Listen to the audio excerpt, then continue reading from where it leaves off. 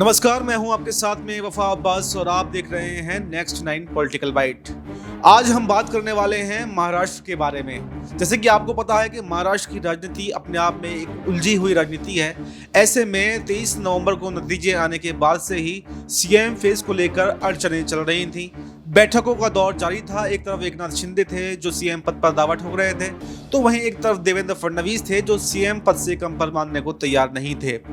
ऐसे में बीजेपी के केंद्रीय नेतृत्व ने एकनाथ शिंदे को मना तो जरूर लिया है, लेकिन अब सवाल ये है कि क्या महाराष्ट्र में देवेंद्र फडणवीस की कुर्सी 5 साल तक टिक पाएगी? क्या देवेंद्र फडणवीस अगले 5 सालों तक सरकार बना पाएंगे, सरकार चला पाएंगे, या फिर एकनाथ शिंदे कुछ बड़ा खेला करने वाले हैं?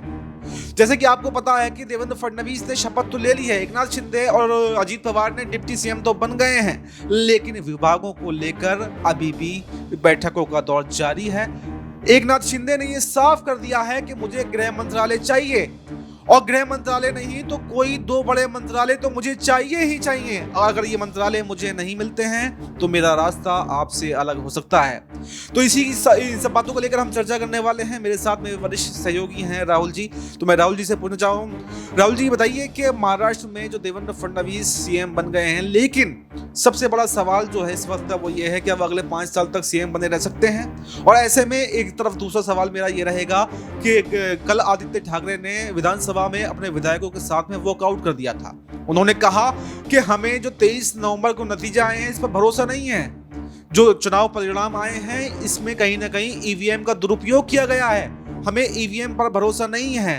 तो उन्होंने इसको लेकर के वॉकआउट कर दिया। फिर लेके हालांकि उन्होंने परसों वॉकआउट किया था, लेकिन कल उनके विधायकों ने शपथ ले ली है। तो ऐसे में ईवीएम पर सवाल उठाना, आप जहां से जीतते हैं वहां पर तो सवाल नहीं उठाते हैं, लेकिन अगर आप हारते हैं तो फिर आप ईवीएम पर सवाल उठाते हैं। तो इसको लेकर भी आप क्या कहना चाहते हैं? जी देखिए, सबसे पहले तो बहुत बहुत स्वागत हम तमाम दर्शकों का करते हैं जो लोग हमारे इस प्रोग्राम को देख रहे हैं। अब्बास भाई, और अब्बास भाई 2 सवाल आपने पूछे। पहला सवाल आपका ये था कि क्या 5 साल तक सरकार चल पाएगी महायुति की, देवेंद्र फडणवीस क्या 5 साल तक सीएम रह पाएंगे, और दूसरा सवाल आपने ये किया कि ईवीएम का मसला उठा हुआ है। हम पहले सवाल की बात कर लेते हैं। देखिए, महाराष्ट्र में देवेंद्र फडणवीस की सीएम कुर्सी को लेकर बात करते हैं। देखिए, महाराष्ट्र में जब चुनाव के नतीजे आए, चुनाव के नतीजों के बाद में हम 2 नेताओं के बीच में जंग देख रहे थे। वो 2 नेता एकनाथ शिंदे खुद थे और दूसरे देवेंद्र फडणवीस। और ये हम नहीं बोलेंगे कि एकनाथ शिंदे ही पहले महाराष्ट्र के मुख्यमंत्री थे, और महाराष्ट्र में मुख्यमंत्री पद की क्या ताकत होती है, क्या उसका रोल रहता है, ये एकनाथ शिंदे आसानी से जानते थे। और यही वजह है कि एकनाथ शिंदे सीएम कुर्सी छोड़ने के लिए तैयार नहीं थे। तो वहीं देवेंद्र फडणवीस भी इंतजार कर रहे थे उन्हें सीएम बनाया जाए। लेकिन देखिए, अगर हम कहें तो सीएम कुर्सी के लिए आखिरी दम तक लड़ाई एकनाथ शिंदे ने लड़ी है, क्योंकि बीच में हम क्या देख रहे थे कि एकनाथ शिंदे अपने गांव चले जाते हैं, उनका संपर्क बीजेपी के साथ टूट जाता है।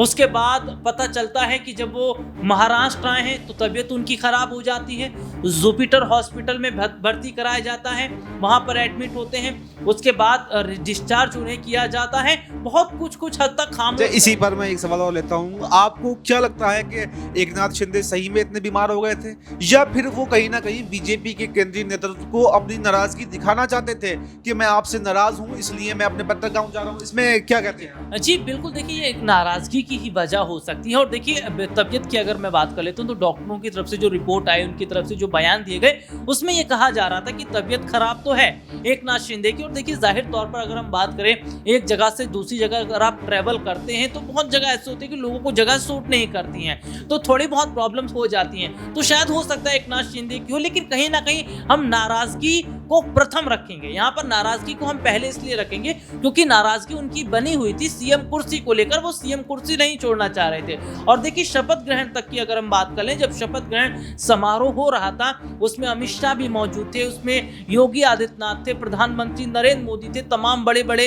नड्डा वगैरह तमाम लोग थे। उस आखिरी समय तक उन्होंने कोशिश की कि मैं अमित शाह से मुलाकात करके कम से कम बात कर लूं, फाइनल कर लूं, लेकिन बात नहीं बन पाई। और देखिए, जब एकनाथ शिंदे ये कह रहे हैं कि भैया जो डिप्टी सीएम यानी कि उप मुख्यमंत्री जो पद है वो डिप्टी सीएम पद कुछ होता ही नहीं है, तो आप ये लगा लीजिए कि फिर तो वो उन्हें मजबूरी में ये पद दिया गया है। लेकिन यहाँ पर अब क्या देखा जा रहा है कि देखिए भले ही 132 सीटें बीजेपी की आई हैं, लेकिन यहाँ पर अगर हम अजीत पवार और एकनाथ शिंदे की बात कर लेते हैं, देखिए शिंदे जिनके पास जो है विधायक अच्छे खासे 41 जो है वो अजीत पवार के पास है, 57 जो है एकनाथ शिंदे के पास में। तो ऐसे में अगर इन दोनों को अगर साथ में जोड़ा जाए तो और ये जोड़कर अगर महाविकास आघाड़ी की तरफ जाते हैं तो यहाँ पर तो मुश्किलें फिर बढ़ती जाहिर तौर पर बीजेपी के लिए नजर आएगी। और देखिए यहाँ पर ये भी देखा जा रहा है कि चलिए आपने लॉलीपॉप थमा दिया यानी कि डिप्टी सीएम का, लेकिन अब बात मंत्रालय को लेकर हो जाती है। देखिए मंत्रालय बहुत अहम होते हैं और कुछ मंत्रालय ऐसे होते हैं जिससे रेवेन्यू अच्छा जनरेट होता है, इनकम अच्छी होती है। और महाराष्ट्र की अगर बात करें तो महाराष्ट्र तो वाकई बहुत जो अच्छा कारोबार के लिए माना जाता है, रेवेन्यू के लिए वहाँ माना जाता है। बंदरगाह वहाँ है, एयरपोर्ट वहाँ पर है, अच्छा खासा वहाँ से टैक्स आता है। और मंत्रालय में देखिए कौन कौन से बड़े मंत्रालय होते हैं, वित्त मंत्रालय होते हैं, गृह मंत्रालय होते हैं, राजस्व मंत्रालय होते हैं, ये रक्षा मंत्रालय होते हैं, परिवहन मंत्रालय होते हैं। साहब यही तो बड़े मंत्रालय हैं, बाकी छोटे मोटे मंत्रालय हो जाते हैं, पशु मंत्रालय हो गए, आदिवासी मंत्रालय हो गए, ये मंत्रालय फलाना, इनसे क्या रेवेन्यू आता है। तो इसीलिए तो 3 मंत्रालय की मांग कर रहे हैं एकनाथ शिंदे की, या तो मुझे गृह मंत्रालय दो, गृह मंत्रालय, वित्त मंत्रालय, राजस्व मंत्रालय। बीजेपी कह रही 3 नहीं देंगे, 3 नहीं दोगे तो दो, या तो वित्त मंत्रालय दो या राजस्व दो, राजस्व नहीं दोगे तो वित्त दे दो। चलिए अब हम अगले सवाल की तरफ बढ़ते हैं। को लेकर भी आप पूछ रहे थे, मैं बिल्कुल ईवीएम को लेकर बात करना चाहूंगा। देखिए ईवीएम यानी इलेक्ट्रॉनिक वोटिंग मशीन, और देखिए ये बहुत बड़ी बात है कि ईवीएम का मसला केवल हमने महाराष्ट्र में नहीं देखा, ये हमने उत्तर प्रदेश में जो 9 सीटें की जो चुनाव हुए उसमें भी कहीं ना कहीं हमने धांधली की चीजें देखी हैं। ये हमने हरियाणा के अंदर भी ईवीएम का मसला देखा है, इससे पहले भी हम ईवीएम को लेकर बात करते रहे। जिस तरीके से देखिए जो महाविकास आघाड़ी के जीते हुए विधायक है उन्होंने शपथ लेने से मना कर दिया, क्योंकि वो ये कह रहे हैं कि भैया हमें जो है ना चुनाव आयोग पर भरोसा है, ना हमें शासन पर भरोसा है, ना प्रशासन पर भरोसा है, क्योंकि ये सब तो एक ही थाली के चट्टे बट्टे एक ही के इशारे पर काम कर रहे हैं। और मुझे ऐसा लग रहा है कि जिस तरीके से खबरें जब महाराष्ट्र के चुनाव के नतीजे आए उसमें जो खबरें निकलकर सामने आई कि भैया बहुत सारे ऐसे लोग थे जो बहुत चक्के हो गए, उनको केवल 2 वोट पड़े, परिवार में उनके 4 सदस्य वोट उनको 2 पड़ रहे हैं। इसमें भी क्या बहुत बड़ी धांधली हो रही है, यानी कि उनके 4 लोगों ने वोट नहीं दिया। ये एक बहुत बड़ी बात हो जाती है। शरद पवार की तरफ से भी बात रखी गई थी। देखिए मुझे ऐसा लग रहा है कि अगर विपक्ष ईवीएम को लेकर या चुनाव आयोग को लेकर बात कर रहा है तो उस पर गंभीरता से काम जरूर करना चाहिए। जी आपका। जी मैं इसके बाद में अब हम अगले सवाल की तरफ बढ़ते हैं। अब हम बात करते हैं उद्धव ठाकरे की। कहीं ना कहीं अगर इस चुनाव के पूरे चुनाव को हम देखें तो कहीं ना कहीं जो सबसे ज्यादा अगर किसी को नुकसान हुआ है तो वो हुआ है उद्धव ठाकरे को, क्योंकि पिछले चुनावों में उद्धव ठाकरे के पास अच्छे खासे विधायक थे, उन्होंने सरकार भी बनाई, 28 साल तक वो मुख्यमंत्री भी रहे, लेकिन इसके बाद में शिंदे ने उनकी पार्टी को तोड़ा और वो बीजेपी में जाकर के मिल गए। लेकिन उसके बाद में भी उनके पास अच्छे खासे विधायक थे, एक सम्मानपूर्ण उन्होंने विपक्ष का रोल निभाया, लेकिन अब के उनकी नैया कहीं ना कहीं पूरी तरह से डूब गई है। उनके पास मात्र 20 विधायक हैं और ऐसे में जो विपक्ष का जो है अपोजिशन लीडर ऑफ अपोजिशन भी नहीं बन सकता है, क्योंकि उसके लिए कम से कम 33 विधायक होने चाहिए। तो ऐसे में अब उद्धव ठाकरे के जो विधायक हैं, जब उन्होंने हार की समीक्षा की तो कहीं ना कहीं उनके पार्टी के नेताओं ने ये कहा कि आप कांग्रेस से अलग हो जाइए, आप जो है महाविकास आघाड़ी से अलग हो जाइए। कहीं ना कहीं जो इस चुनाव में आपको खामियाजा भुगतना पड़ा है ये महाविकास आघाड़ी के गठबंधन की वजह से भुगतना पड़ा है। तो ऐसे में आप महाविकास आघाड़ी से अलग हो जाइए और आगामी जो बीएमसी के चुनाव आने वाले हैं वो आप स्वतंत्र रूप से लड़िए। तो ऐसे में उद्धव ठाकरे ने यह भी कहा कि इस पर हम विचार करेंगे, लेकिन अभी तक उनकी तरफ से कोई स्पष्ट तौर पर कुछ नहीं कहा गया है कि हम महाविकास आघाड़ी से अलग होने वाले हैं या नहीं होने वाले हैं। तो आप इस पर क्या सोचते हैं, क्या उद्धव ठाकरे आगामी बीएमसी चुनाव में स्वतंत्र रूप से लड़ सकते हैं या फिर महाविकास आघाड़ी के साथ में लड़ेंगे, और अगर वो महाविकास आघाड़ी के साथ में लड़ते हैं तो उनको फायदा होगा या फिर उन्हें ऐसा ही खामियाजा भुगतना पड़ेगा? जी बिल्कुल, देखिए इस आखिरी सवाल का मैं जवाब जरूर देना चाहूँगा, और ये जो आखिरी सवाल ये बहुत महत्वपूर्ण सवाल बन जाता है। और देखिए मैं इसकी शुरुआत कुछ इस तरीके से करूँगा कि लौट के बुद्धू घर को आए, और मैं ये भी कहना चाहूँगा कि अगर सुबह का भूला शाम को घर आए तो उसे भूला नहीं कहते।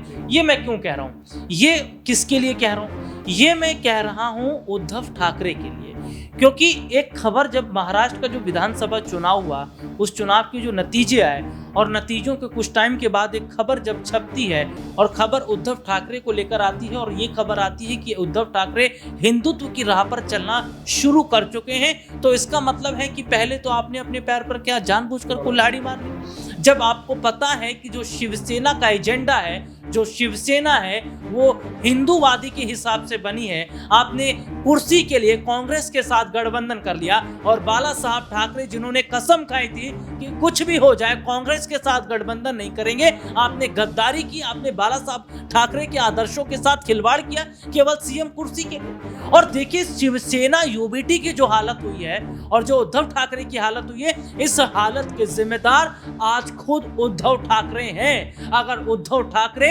लालच में कांग्रेस के साथ गठबंधन न करते तो मैं आज दावे के साथ कह रहा हूं कि आंख से आंख मिलाकर आज बीजेपी के साथ वो बात कर रहे होते, क्योंकि आज उनके वोटों का, अकेले वोटों का संख्या बल कुछ और होता।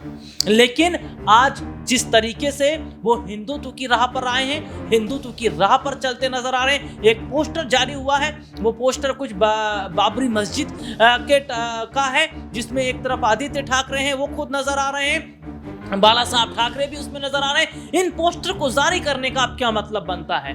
इसका मतलब यह है कि आप केवल वोटों के सौदागर हैं। आपको हिंदू से फर्क नहीं पड़ता, आपको मुसलमान से फर्क नहीं पड़ता, आपको धर्म से फर्क नहीं पड़ता, आपको जाति से फर्क नहीं पड़ता, आप केवल वोटों के लालची लोग हैं, लालची लोग हैं आप लोग। और वोटों के लालच में आप कभी इधर कभी इधर, और इन्हें ही बिन पेंदी का लोटाबाज भाई कहा जाता है। और रही बात महाविकास आघाड़ी से अलग होने की, क्योंकि अबू आजमी समाजवादी पार्टी के एक बड़े नेता हैं, उन्होंने महाविकास आघाड़ी पर निशाना साधा है, उद्धव ठाकरे पर निशाना साधा है, गठबंधन खत्म करने की बात कही। और मुझे ऐसा लगता है कि अगर महाविकास आघाड़ी के साथ गठबंधन वो खत्म कर लेते हैं तो इसमें कोई दो राय नहीं है। देखिए जिस इंडिया अलायंस की मैं बात करूं, जिस इंडिया अलायंस की ये लोग कसम खाते थे, एक साथ रहने की बात करते थे, आज उस इंडिया अलायंस में चर्चा क्या हो रही है?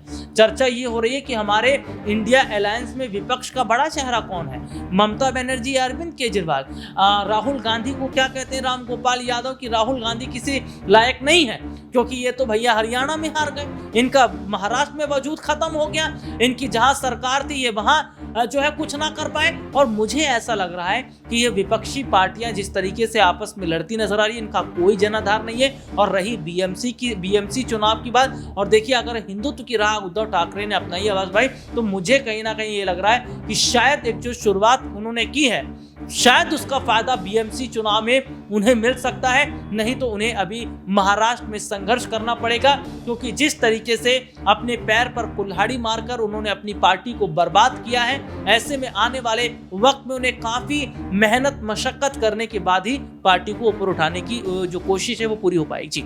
जी हमारे सहयोगी ने बताया कि उद्धव ठाकरे वापस अगर मतलब महाविकास आघाड़ी से गठबंधन तोड़ते हैं तो उनके लिए अच्छा है, क्योंकि उनका हमेशा से मुद्दा रहा है हिंदुत्व की बात करना। क्योंकि शिवसेना की जो बुनियाद टिकी हुई है वो हिंदुत्व के पिलर पर टिकी हुई है, और हिंदुत्व का मुद्दा छोड़कर उन्होंने लालच के लिए मुख्यमंत्री के लालच में उन्होंने कांग्रेस के साथ में गठबंधन किया था, और वहीं उसी का खामियाजा उनको इस चुनाव में देखने को मिला। ऐसे ही अगर चुनाव ऐसे ही वो गठबंधन अगर जारी रखते हैं तो आने वाले चुनावों में हो सकता है शिवसेना यूबीटी पूरी तरह से खत्म हो जाए। इसलिए अगर उनको बरकरार रखना है, उन्हें आने वाले चुनावों में अच्छा रिजल्ट चाहते हैं, अच्छा परिणामों को देखना है, तो फिर उन्हें कांग्रेस से और शरद पवार से गठबंधन तोड़ना होगा और उन्हें कहीं ना कहीं हिंदुत्व की राह पर आना होगा। आज के लिए बस इतना ही। बने रहिए हमारे साथ और देखते रहिए नेक्स्ट 9 पॉलिटिकल बाइट।